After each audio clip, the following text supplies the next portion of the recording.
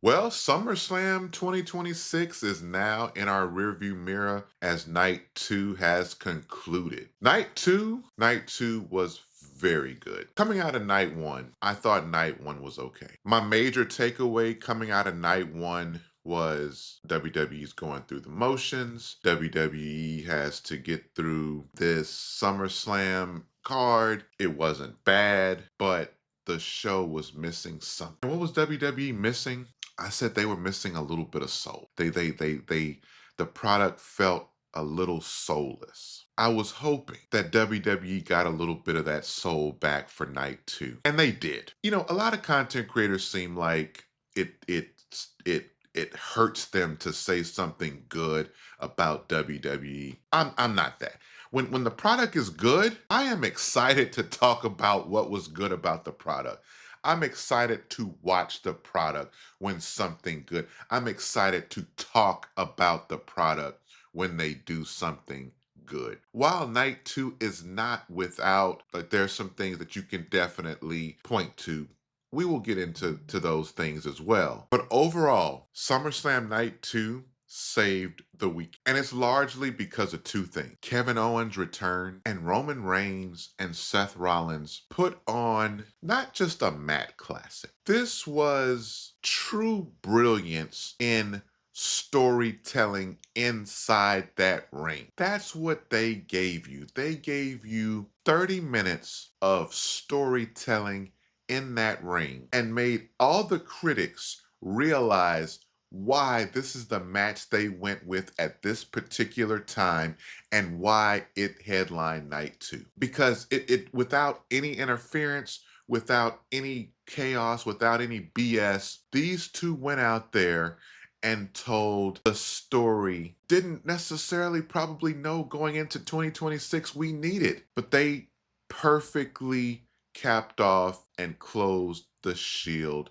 story. It was absolutely one of the best matches of the entire year from an in-ring standpoint. And then from a storytelling standpoint inside that ring, as they say, absolute cinema. Absolute cinema. So those two things alone gave the show more soul than anything we saw on night one. Trick Williams lost his United States Championship to Baron Corbin. That was a bit surprising. We'll get into that. We had another moment that was just good for the soul. We had a women's fatal five-way ladder match, the interim WWE Women's Championship. We had Jade Cargill, we had Charlotte Flair, the two odds-on favorites. We had Tiffany Stratton, who's the U.S. champion. We had Lash Legend, and we had Chelsea Green. Going in, I said that it's an interim championship. This is and we're in a ladder match. This is the perfect time to test out somebody new at the top of the women's division. There's no need to go to the Charlotte well again. There's no need to even revisit Jade just yet. Tiffany Stratton already has a championship. That wouldn't be new. And she beat Tiffy 2 titles. That leaves us with Lash Legend and Chelsea. In my opinion, this was Chelsea Green's match to lose. She was, to me, the person that needed to win, the person I predicted to win, and WWE gave us. You remember, Road Dogg was the one that said she's one of the most talented women on this roster. And Michael P.S. Hayes, fuck you, man. Fuck you, Michael P.S. Hayes, for your old school, just ridiculous way of thinking that I believe is a huge, we can blame AI, we can blame, I think Michael P.S. Hayes and his old school thinking is a huge problem with the WWE product. Because he was one that, oh, I don't think she has it. Are you kidding me? Are you absolutely kidding me right now? Chelsea Green. And this match was not like, it's not going to go down as one of the greatest ladder matches of all time. But there were some spots in this match that they for the time they had and what they did and the drama that they built to get Chelsea this win was great. Chad Gable wins his first singles championship in WWE after many years, after many attempts, after many failures, after turning heel, after putting on a mask and being El Grande Americano. Chad Gable finally wins it, and it ends Penta's reign. Penta has had one of the better reigns in recent memory, especially for a mid-card title. He defended it at WrestleMania in a ladder match and walked out victorious. He's routinely had good matches on Raw defending that championship. He's over. It'll be interesting to see where they go with him from. So all in all, this was an absolutely very good show. Again, I won't call it great, but it was a very good show. Nowhere to start but the top. So one thing I didn't mention on my night one review because it was so soulless. The setup. So this is a football stadium. US Bank Stadium is a football stadium. This is where the Minnesota Vikings, it seats 72,000 people for football, which means for wrestling, you can probably get close to 80,000 in. If you notice, the stage looked great, but the stage was huge.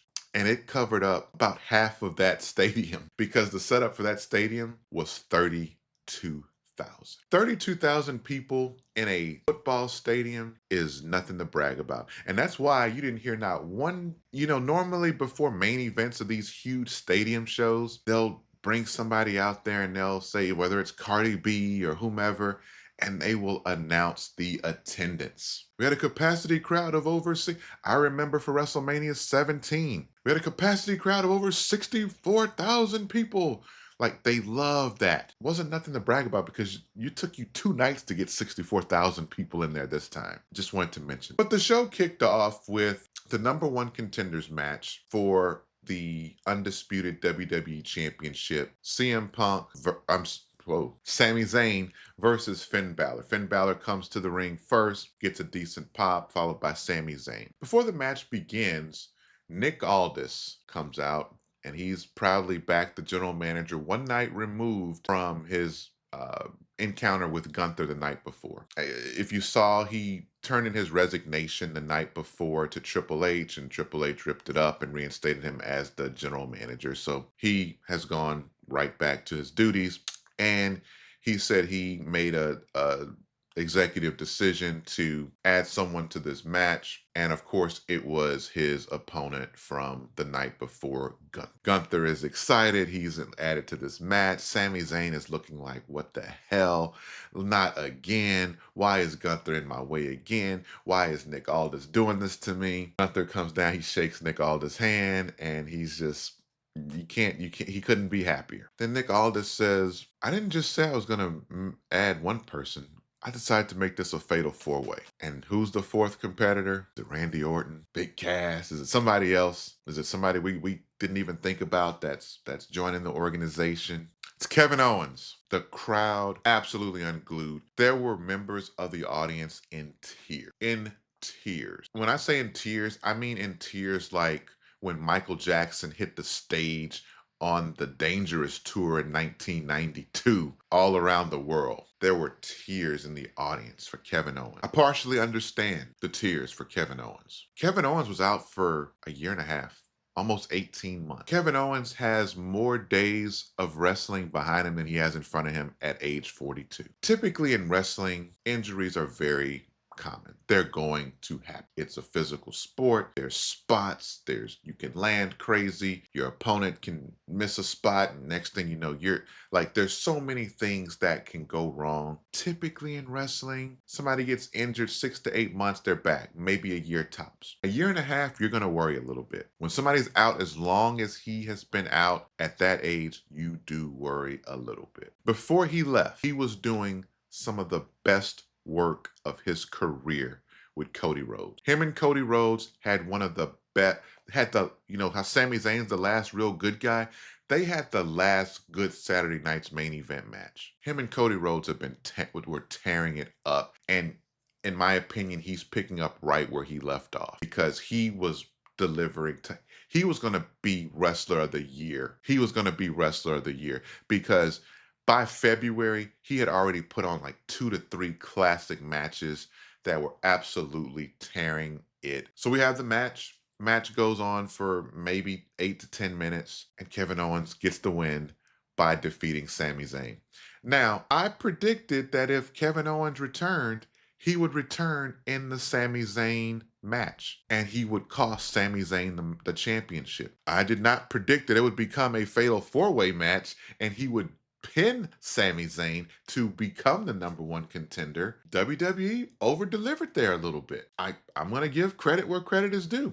Now, over-delivering in a fatal four-way number one contenders match with Gunther and a returning Kevin Owens and only going 8-10 minutes is a little off. This was about the return of Kevin Owens. Gunther had a match the night before. It works. It worked. It was a fun. It was a very fun moment, and it was good. Next, we had the United States Championship match between a returning Baron Corbin and Trick Williams. Baron Corbin comes out first, followed by Little Yachty, who announces Trick Williams. And this match was fine.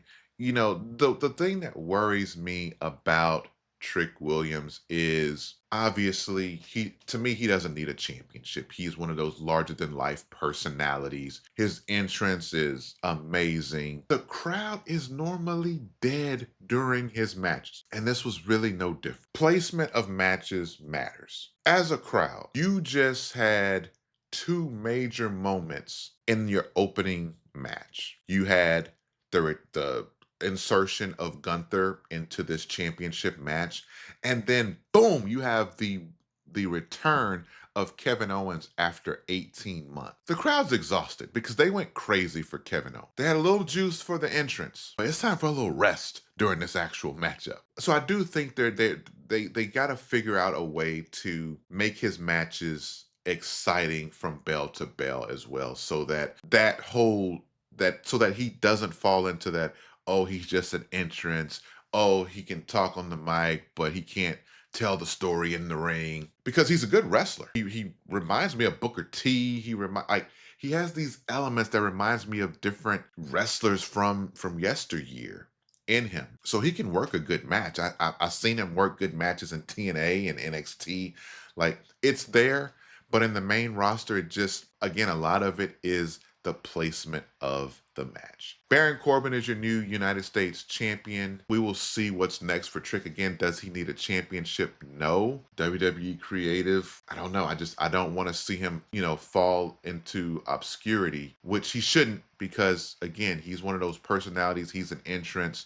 So we'll see what's next. I think I can see a world where he's going to be in contention for the Money in the Bank, which is right around the corner. I'm sorry, if you have a championship and you got Money in the Bank, it's like having two titles. He doesn't need it if they're going to make a serious push for that. We had the women's ladder match for the interim WWE Women's Championship. Charlotte Flair, Jade Cargill, Tiffany Stratton, Chelsea Green, and Lash Legend. Quick match, but it did the spots that it needed to do. There's a spot when all the ladies, the other four ladies, are outside the ring, and Chelsea Green is about to ascend the ladder and have a clear path to become the champion.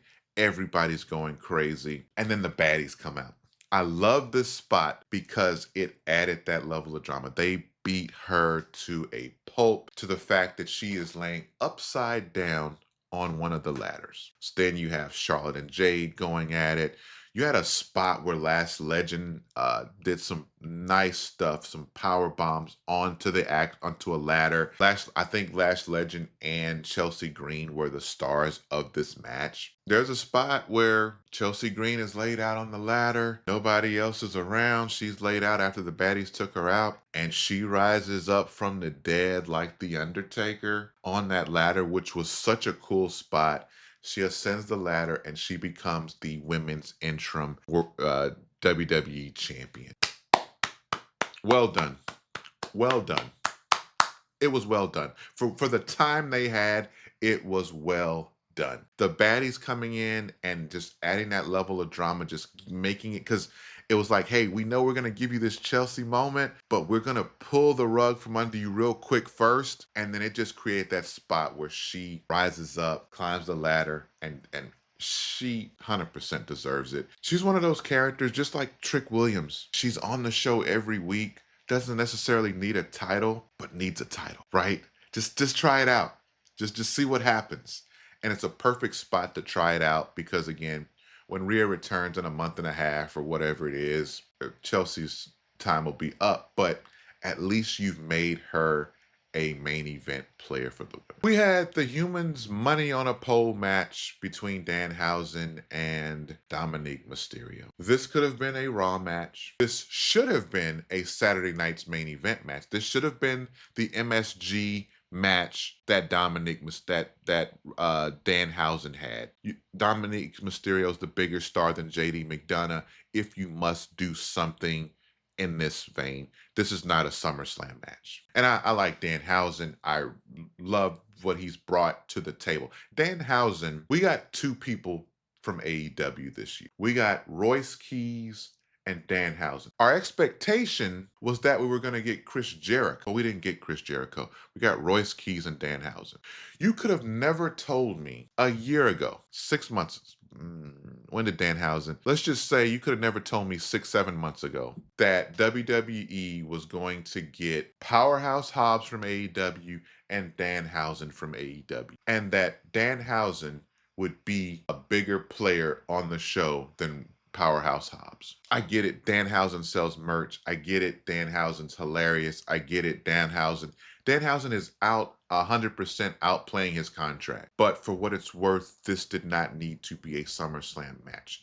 Now, you can put Danhausen on the SummerSlam show, put him in something backstage, put him in you can even bring him out there and do a segment. But to put the AAA Mega Champion in a match against Danhausen on SummerSlam for 5 minutes, it didn't. This is a Raw. This is a Saturday night's main event match, and you can kind of say that Mr. Dominic was protected because of the little Housens and the human money was on a pole, so it's not like he got counted 1, 2, 3. But Danhausen gets the Danhausen the human money's on a pole. He got the human monies and he distributed to the WWE. Penta and Chad Gable for the Intercontinental Championship. This is a match that could have been a recipient of those 5 minutes of the Danhausen match, because I felt like this match, wrestling needs to be a variety show. And that's why I'm saying, hey, you can have a Danhausen segment. You can even have maybe a Danhausen promo on the show. You need the comedy relief. You need the return. You need the street fight. You need the match with the blood. You need the women's match. And then you need that technical masterpiece. And this was the match that could have been your technical masterpiece. But you needed those technical masterpieces. I'm not going to be the one to sit here and argue about how long and short a match should be. I don't give a shit how long the match is. I care about what they did in the ring and the story they told and what business they are trying to accomplish. Because I'm one that believes that every match does not need to be 20 minutes to be good. If you can tell the story in 8 to 12 minutes, beautiful. I'm a product of the Attitude Era largely. We fit 7, 8 matches into 2 hours and 45 minutes. You think all those matches were 20 minutes? No. Some of those matches were 12 minutes. Some of them were 8 minutes. Some of them, a couple of them were 15. And then your main event was 25 minutes. And it was a great show. But this match needed that time. When you have those technical masterpieces, that you got to give them time to build it, because it's 100% storytelling through the in-ring work. Chad Gable gets the win over Penta by submission, and Chad Gable is the Intercontinental Champion for the first time in his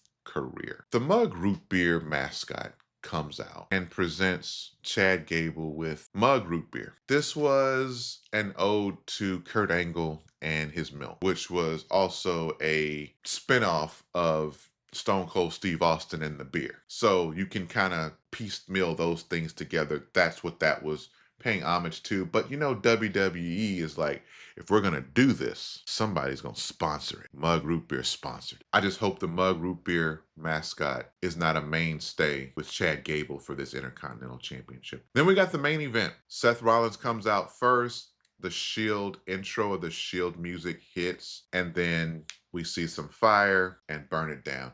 Seth Rollins comes out with one of the Dean Ambrose shield looking masks, but a very colorful, vibrant ensemble, and he makes his way to the ring. The OTC makes you wait a little bit for him, and then his entrance comes, and then they milk it. They milk it. They milk the stairs. They milk they did the aura farming. They did all of that. This just entrances alone probably took up 15 minutes, which was longer than every match on this show.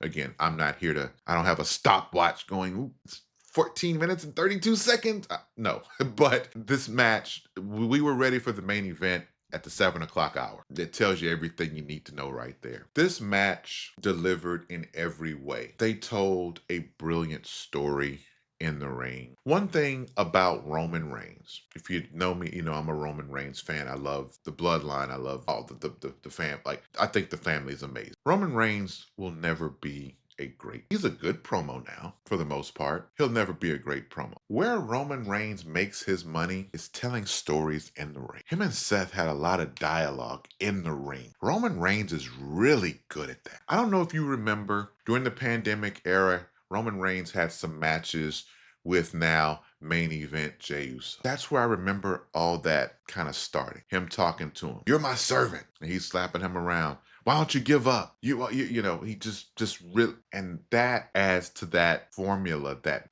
I can't point to a bad Roman Reigns match in many, many years. But there's a specific formula that goes into his matches that only happen in his matches. And it makes it feel main event. It makes it feel important. It draws you in. It makes you and they expertly did this type of match last night. Expertly done. A lot of false finishes, a lot of finishers. Roman Reigns, man. Seth did Roman's spear, cool. Roman did his buckle bomb and his curb stomp damn near better than Seth does them. This match, man, listen, minute of. There was no bloodline, there was no Uso, there was no Zilla, there was no Rock. This was ending the Shield story. There was a moment in the match where the referee's down and Seth Rollins is perfectly positioned in the rope and Roman grabs a chair. And what poetic justice this would have been for Roman Reigns to end the Shield story the way it, I don't want to say began because it wasn't how the Shield story began, but what has been this, what ended the Shield initially and honestly thrust both of them into main event stardom. He's conflicted. He's looking at the chair, he's looking at Seth, and part of me, I ain't gonna lie, wanted Roman to go ahead and get that moment off, man. I know that moment has been eluding you for 12 years. I know that moment has been haunting you for 12 years, and you have not been able to beat this man decisively on a PLE in any of those 12 years. Get yours, Roman. Roman says, "I don't need this shit." Tosses the chair down. He's like, "Let's throw hands like men. Let's do this shit." They throw hands. They go back and forth, and it was great. At this point, there was a point in the match where it kind of felt like the CM Punk match at Mania, where it's like, okay, he's got Seth right where he wants him, and he did. He had him right where he wanted him. He delivered 3 spears. That last one was the monster spear where he does the ooh, ah, bravo. If it ends there, Seth goes to the back, everything's great from there. It's fine. But no, they're both in the corner. You knew something was going to happen. Are they going to do a handshake? Are they going to hug it out? Roman Reigns grabs his title. He puts his fist out to do the old Shield fist bump. They put Dean Ambrose mask in the middle of the ring. Pretty much symbolized, like that mask represented Dean. You know it did. They bumped fists, gave Roman his respect. That was night 2, guys. I ain't gonna lie to you. I thought, I 100% predicted that Roman Reigns would win this matchup. I 100% predicted that he'd walk out the champ. I did not predict that the night would end. I thought they were gonna go back to the well. You know how at SummerSlam they love having their after credit segment, I guess, where, you know, the person wins the matchup, they're celebrating, and then the Brock Lesnar music hits. I thought coming off of with Brock passing the torch to Obafemi, that Obafemi would take that spot. Roman Reigns is celebrating, the pyros, poo, poo, poo, he's, you know, doing all this, and then the Oba music hits, And then we see the strut. He's on the stage. They face off. We didn't get that. We'll see what happens. I don't know what's next for Roman Reigns. I don't see what's next for Oba Femi, because even CM Punk on the conference, like, Oba has not decided which champion he's gonna face, and CM Punk is like, if you want to face a real champion, you want to come over here, and face me. So he kind of called him out, but looks like CM Punk's going to be in a program with Kevin Owens, which I think is absolutely going to cook. I don't see, is the only thing I could honestly see for Roman Reigns that would be next would be a program with LA Knight. That's all I see right now. But that was night 2. SummerSlam, I am giving 2 thumbs up. This was a good night 2. Made this show. I think it was better overall than WrestleMania. So shout out to WWE for delivering on a quality PLE. Again, I'm not the guy to time matches or anything like that, but what I will say is the PLEs, especially SummerSlam, WrestleMania, I'll even throw in Survivor Series. These are your PLEs that are your mainstays and your biggest shows of the year. These are the shows where you do them in football stadiums or baseball stadiums, and you're trying to fill them up. You should not get longer matches on Monday Night Raw than you get on these shows. That's all I'm gonna say there, because I absolutely hate a 2 or 3 segment match on Raw, on SmackDown. You talk about putting me to sleep with all those damn commercial breaks. So that's that's my major critique there. And it's all surrounding these ads that you have to get. We used to have pay-per-views. You pay your $39.99 and you didn't have none of that. Now you're paying the same price, because who the hell needs ESPN Plus for anything besides a PLE? Who needs who needs it for anything besides that? The average person is getting that app because of WWE. But now you have to pay for the app, which, to me, it's a streaming service. It's a premium service. You should be paying for no ads to be in that, but yet there are ads. We have completely reversed everything and made everything. Well, I am Wrestling Brother. If this is your first time seeing one of my videos and you enjoyed it, hit like and subscribe button. Make sure you follow me on socials. That's Wrestling Brother on TikTok. I am Wrestling Brother on Instagram, and Wrestling Brother on pretty much any other platform. And this was SummerSlam. I enjoyed SummerSlam Night 2 a lot. So Night 1 was soulless, but wasn't terrible. But Night 2 delivered. I'm here for it. Again, I'm Wrestling Brother. I don't pop for the moments. I analyze the moments. I popped for a couple things last night. Don't sue me. Y'all have a good week.